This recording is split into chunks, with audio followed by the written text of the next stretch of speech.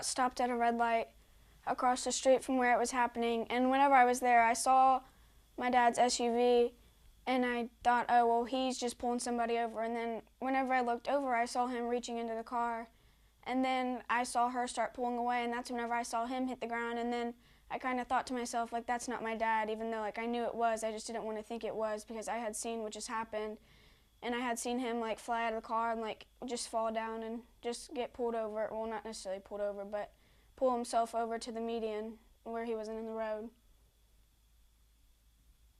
So it happened very fast. You Yeah. were still at the red light, correct? Yes, ma'am.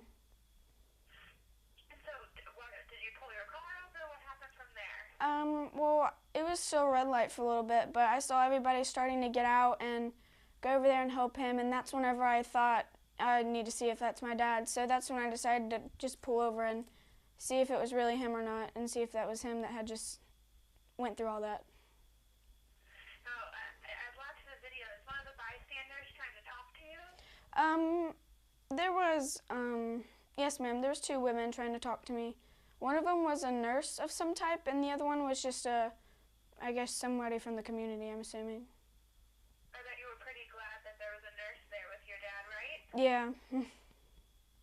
So how did you feel when you realized it was your dad? I don't know,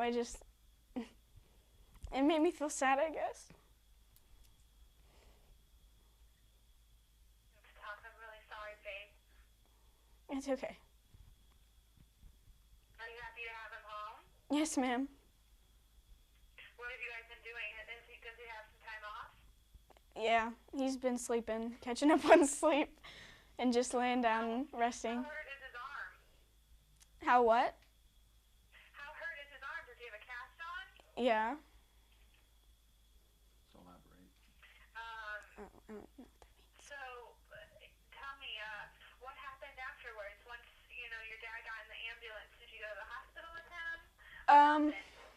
I wasn't able to go to the hospital yet. One of the people from the department, Mr. Chris, he drove me to my house because he had contacted my mom, and she said she didn't want me at the hospital yet, and that she was going to go up there and I needed to go home and just make sure and watch the kids and everything. So he just drove me home after he got put in the ambulance, and I was there for a few more minutes.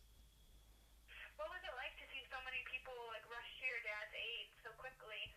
It was nice knowing that everybody was going to be there to help him and going to make sure he was okay, and if he needed help, and everybody asking if they needed to call 911 and if he was okay and what all they could do to help. So it was good knowing that there was people there to help him that wanted to help him.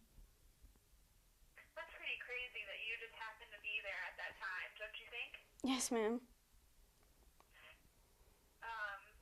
Are you glad you were there? I am. I'm glad I was just, yeah, because I don't know. I was glad I was there, though.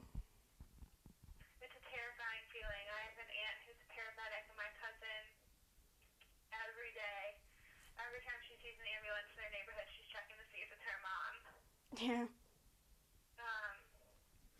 What your dad does is really great. Has anything else happened since then that's been notable, or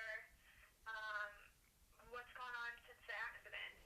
I've just had a lot of people coming to me and my family apologizing for what's happened and letting me know that they were here if I needed anything or if we needed anything. Just everybody being here for us and making sure we're okay. Kristen, how do you feel about all the people that rushed to your aid? Hey, live in a great community. Couldn't ask for anything better than the services that they provided me. I hope I can, in turn, do the same for them for the rest of my career. Now, Amy, the woman you pulled over, do you by chance know what the status is with her? I know she was charged with several different things.